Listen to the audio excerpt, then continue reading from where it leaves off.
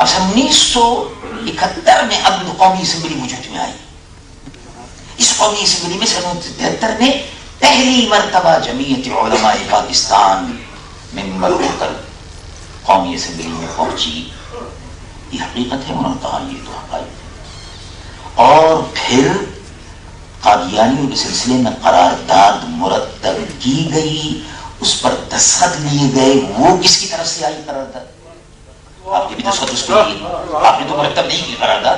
یہ قرارداد جو 2-3 دن کے مکمل عرصے مسلسل جدوجہد کے بعد مرتب کی گئی, پھر اس پر سب کے دستخط لیے. اور سب کے دستخط دینے کا مطلب یہ تھا کہ کمال اس دستخطوں میں یہ تھا کہ آج بھی خان عبد الولی خان سے اگر آپ بات کریں جا کے تو کہیں گے میں تو سیکولر ہوں, میں مذہبی معاملات میں نہیں پڑھتا ہوں. لیکن آپ کو حیرت ہوگی سن کر کہ جب میں ان کے دروازے پر پہنچا, وہ قومی اسمبلی کے ممبر تھے اور حزب اختلاف کے قائم تھے. میں نے کہا بات اصل میں یہ ہے کہ مجھے آپ کے دستخطوں کی ضرورت ہے, مسئلہ ختم نبوت کا ہے. آپ حضور کو نبی مانتے ہیں؟ آخر یہ نہیں مانتے. کہتے ہیں مانتا ہوں. میں نے کہا دستخط کر دیجیے. خان عبد الولی خان جو اس کا دستخط ہے. تو چنانچہ بہت سے لوگ یہ جو علماء تھے وہ کہتے تھے بھائی کمال ہے, تم نے سیکولر لوگوں سے دستخط کیسے کرا دی؟ میں نے کہا یہ تو حضور کی ختم نبوت کا معجزہ ہے.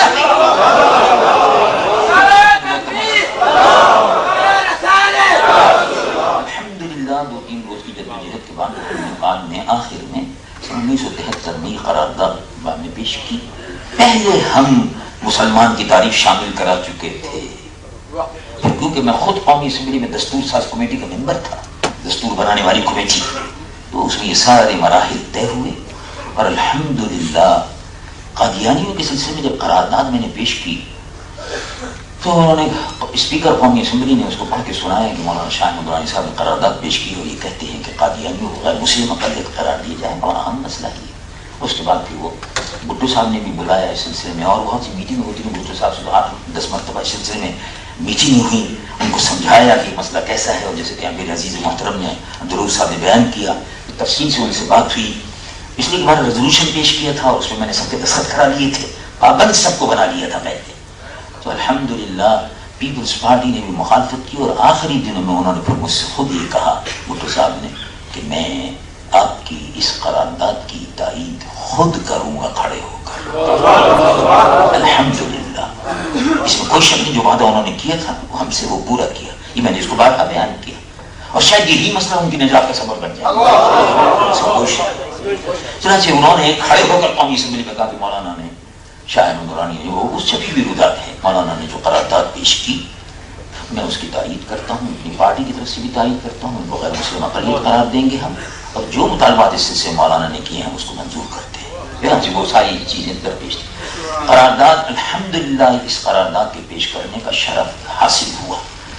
اس میں جب قرارداد کے متعلق یہ بات آ گئی اخبارات میں کہ قرارداد کل 30 جون کو یہ قرارداد پیش ہوئی, 31 جون کے اخبارات میں مولانا شاہ احمد درانی صاحب نے قرارداد پیش کر دی, قادیانی و غیر مسلم اقلیت قرار دی جائے, اور حکومت سے مطالبہ کیا ہے, اور قومی اسمبلی کا اجلاس اس سلسلے میں طلب کر لیا. کیونکہ بجٹ اجلاس ختم ہونے سے پہلے میں نے پیش کر دی تاکہ اسمبلی کا اجلاس ختم نہ ہو, وہ چلتا رہا. اس کو مرزا غلام محمد قادیانی کا جو پوتا ہے ناصر, اس نے ٹیلی گرام دیا قومی اسمبلی کے اسپیکر کو. میں تو قرارداد پیش کر کے چلا گیا تھا, 1 دن کا وقفہ تھا, اگلے دن بحث شروع ہونی تھی. محرک جو قرارداد کا ہوتا ہے اس کو 1 گھنٹہ ملتا ہے, کبھی 8 گھنٹہ کبھی 1 گھنٹہ, کہ وہ اپنی قرارداد پر بحث کرے. پھر اس کی تائید میں لوگ بولنا شروع ہو جاتے ہیں, مخالفت میں جو بھی ہو. تو میرا حق تھا بہرحال. وہ اسپیکر نے مجھ کو ٹیلی فون کیا اور کہا کہ میں بڑے اہم مسائل پر آپ سے بات کرنی ہے مجھ کو, اور وہ 2-3 ٹیلی گرام آئے ہیں, ٹیلی فون آئے ہیں, آپ میرے پاس جب اسمبلی میں آئے تو چیمبر میں ملے مجھ سے. میں گیا, انہوں نے کہا کہ مرزا ناصر احمد یہ کہتے ہیں کہ جب شاہ احمد درانی نے قرارداد پیش کی ہے تو ہم کو بحث کا موقع ملنا چاہیے, ہم کو اس بات کا موقع ملنا چاہیے کہ ہم یہ ثابت کر سکیں کہ جو کچھ انہوں نے کہا ہے وہ غلط ہے. تو آپ کیا کہتے ہیں, ان کو موقع ملنا چاہیے؟ میں نے کہا بالکل ملنا چاہیے. ہم چاہتے ہیں کہ وہ آئیں, وہ تو چھپتے پھرتے ہیں, ہم تو چاہتے ہیں کہ وہ آئیں. کہنے کہ پھر تو یہ مناظرے کی شکل ہو جائے گی. میں نے کہا وہ یہی چاہتے ہیں تو ایسے ہی کر لیں, اور یا پھر یہ کہ وہ اپنا بیان دینا چاہتے ہیں, ہم قومی اسمبلی کے ممبروں کو مطمئن کرنا چاہتے ہیں. تو پارلیمنٹ کا سیشن یعنی قومی اسمبلی کا سیشن ان کیمرہ ہوگا. چنانچہ ان کیمرہ یعنی مطلب یہ ہے کہ غیر متعلق لوگ نہ آنے پائیں, صرف ممبران قومی اسمبلی کے مسئلے کو طے کریں گی. پارلیمنٹ ان کیمرہ. میں نے کہا فلاں سیکشن کے تحت آپ بلا سکتے ہیں, بلائیے, اس کو بھی بلائیے. اور میں نے کہا ابھی تو اس کا آیا ہے, وہ لاہوری جو ہے ان کا بھی آئے گا. ہمارا یہ خود ستائی نہیں ہے, ریزولوشن پیش ہو گیا. اور اس کے گواہ ہیں, میں نے کسی سے ذکر نہیں کیا تھا, لیکن مولانا نیازی صاحب اس کے گواہ ہیں, اور وہ خود بھی, اور اسی طرح سے اور بہت سے لوگ اس کے گواہ ہیں. صوفی ایاز صاحب نیازی 8-10 لوگ اس کے گواہ ہیں. حکومت پاکستان کے ایک سیکرٹری جو ہیں, انہوں نے مجھے ٹیلی فون کیا, وہ میرے جاننے والے ہیں, وہ کراچی کے تھے. انہوں نے ہی دوسرے لوگوں سے بیان کیا, میں نے کسی سے ذکر نہیں کیا تھا, مجھ سے ذکر کیا. کہا میرے مکان پر آپ تشریف لے آئے, تو بہت دن ہو گئے کھانا وانا نہیں کھایا, فرصت ہے آپ کو آج کل کسی کو؟ میں نے کہا کل آ جائیں گے انشاءاللہ, آج تو موقع نہیں ہے, کل آ جاؤں گا. چنانچہ کھانے کے لیے میں پہنچ گیا. وہاں 2-3 آدمی بیٹھے ہوئے تھے اور بریف کیس بھی تھا. انہوں نے کہا یہ لوگ آئے ہیں مرزا غلام احمد قادیانی کے سلسلے میں, یہ کہتے ہیں کہ ان کا نام اس سلسلے میں کہ مرزا غلام احمد کے ماننے والوں کو یہ نکال دیا جائے, غلام احمد قادیانی کا نام نکال دیا جائے, کانسٹیٹیوشن میں یہ نام آ رہا ہے. میں نے کہا اور کیا چاہتے ہیں؟ میں نے کہا بس وہ یہ ہے, اور یہ جو لاہوری گروپ ہے اس کا بھی نکال دیجیے آپ. تو ایک درمیانے قسم کا رکھیے جو لوگ عقیدہ ختم نبوت سے منکر وغیرہ. تو میں نے کہا بات اصل میں یہ ہے کہ نہیں, وہ بریف کیس موجود ہے, اس میں اتنا لاکھ روپیہ موجود ہے, 50 لاکھ کی کتنا. تو میں نے کہا بات اصل میں یہ ہے کہ وہ بہت زیادہ قیمت مل چکی ہے.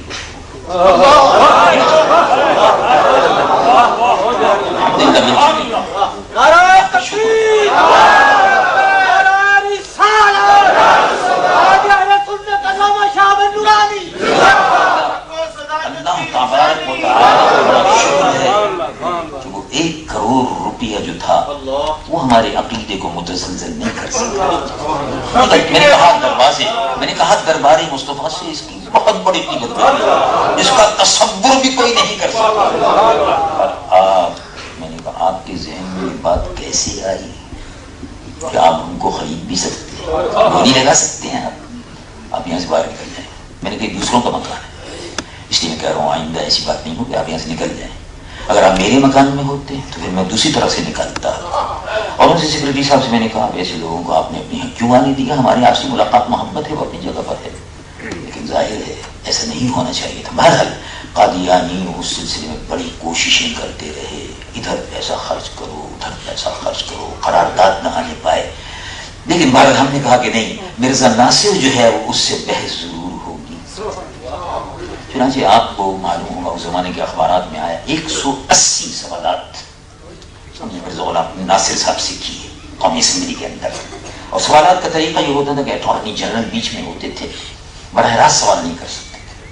اور تمام ممبران جو تھے, اصل یہ ہے کہ بعض ممبران قومی اسمبلی جو تھے جن کو ویبسائٹوں نے پیسے دے کر گئے تھے سننی, ارے صاحب جی مذہبی جھگڑا تھے, اسمبلی میں بحث کرنی ہے, چھوڑو جی شادی چھوڑو جی کی ہے, تمہارے اسمبلی تو باہر کر لینا, تو مسجد میں جا کے دو, وہ جی دارالعلوم میں تو فیصلہ کر لینا.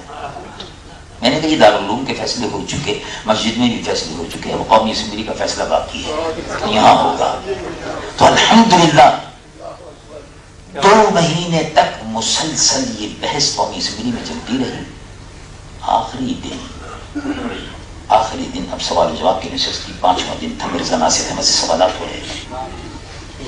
میں نے اٹارنی جنرل کو سوال دیا, رات کو تقریباً 2-3 دن میں تک. وہ اٹارنی جنرل یحییٰ بختیار ہیں, ابھی زندہ ہیں, اللہ تعالیٰ ان کی عمر میں برکت دے. انہوں نے دن رات, وہ ظاہر پیپل پارٹی کے لوگوں میں سے تھے, لیکن اس میں کوئی شک نہیں کہ ایک مسلمان کی حیثیت سے انہوں نے کردار ادا کیا.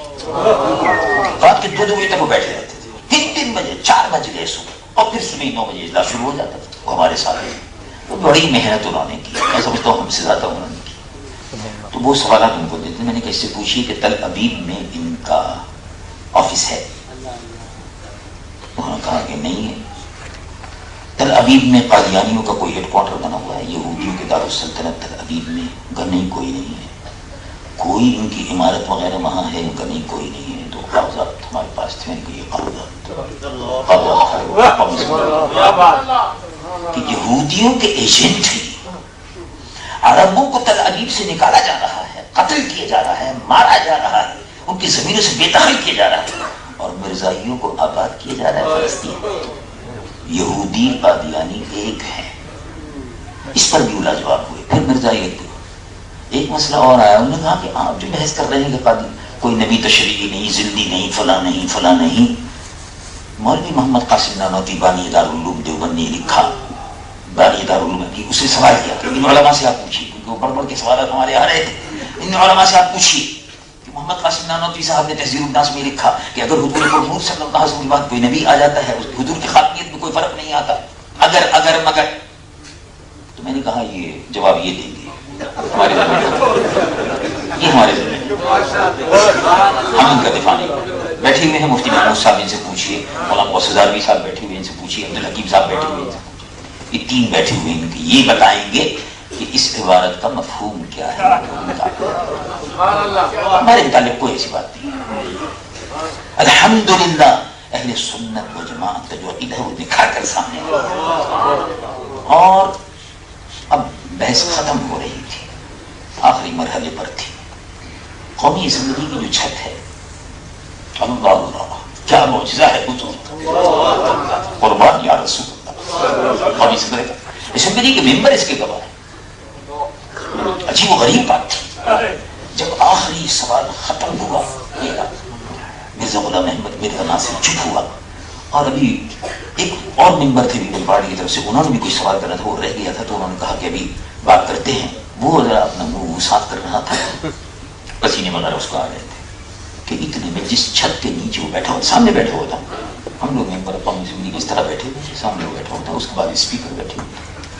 جس جگہ وہ بیٹھا ہوا تھا چھت بالکل بند, چھت بالکل بند, جیسی چھت بند ہے, اس بند چھت میں سے کوئی چیز گرنی شروع ہوئی جو اس کے صافے پر, ناصر کے صافے پر اور چہرے پر گری, اور اس نے کہا mister speaker I am disturb. Mister speaker, پیچھے اسپیکر بیٹھے تھے نا اس کے, انہوں نے کہا اسپیکر صاحب پریشان ہو گئے, کیا ہو گیا. تو وہ جلدی سے اسپیکر نکال دی, جلدی سے وہ دوسرا جو نوکر وہاں کھڑے رہتے ہیں ملازمین, قاصد وغیرہ, چپراسی, پیون وغیرہ, پانی لاؤ, یہ لاؤ, تمام اس کے منہ پر گندگی تھی, اس کے صافے میں گندگی تھی. معلوم جیسے چڑیا نے معلوموں کو گندگی ڈال دی ہے اس میں, اور اس سے چھت میں سے پھٹ کر نکل کر آ رہی ہے. خیال ہی نہیں تھا. کچھ لوگ اٹھے اور انہوں نے کہا کہ اس کا منہ ہم سب کے سامنے کالا ہو. وہ چڑیا کی, جانور کی گندگی اور غلاظت تھی جو مرزا ناصر کے چہرے پر پڑ رہی تھی. بس یہی آخری فتح تھی, اور اس کے بعد اسمبلی کا اجلاس جو تھا برخاست ہو گیا. ممبران نے اکثریت سے فیصلہ کیا کہ قادیانی کو غیر مسلم اقلیت قرار دیا جائے. بھٹو صاحب نے اس فیصلے کو تسلیم کیا, اور اس کے بعد اعلان ہو گیا. اور الحمدللہ یہ بہت بڑی تاریخی کامیابی تھی, اس لیے کہ قادیانی پاکستان کے نام پر باہر جاتے تھے. ہم پاکستان سے آئے ہیں اور پاکستان میں ہم ہیں, تو لوگ یہ سمجھتے تھے کہ پاکستان, جو کچھ پاکستان سے آ رہا ہے وہ ٹھیک ہے, جو عقیدہ وہاں سے پھیلایا جا رہا ہے وہ صحیح ہے. لیکن الحمدللہ قادیانیوں کو غیر مسلم اقلیت قرار دینے کے بعد یہ سلسلہ سب بند ہو گیا. اور اللہ تبارک و تعالیٰ کا شکر ہے کہ افریقہ کی سرزمین پر بے شمار مسجدیں تھیں, بے شمار دفاتر تھے ان کے قادیانیوں کے, وہ سب بند ہو گئے. اور مسلمانوں کو پتہ چل گیا کہ یہ غیر مسلم اقلیت ہے. اب یہ مسئلہ تو اپنی جگہ پر ہو گیا, اس میں کوئی شک نہیں کہ یہ مسلمانوں کا ایک اجتماعی عقیدہ ہے, بنیادی عقیدہ ہے. اور جیسا کہ آپ نے بھی سنا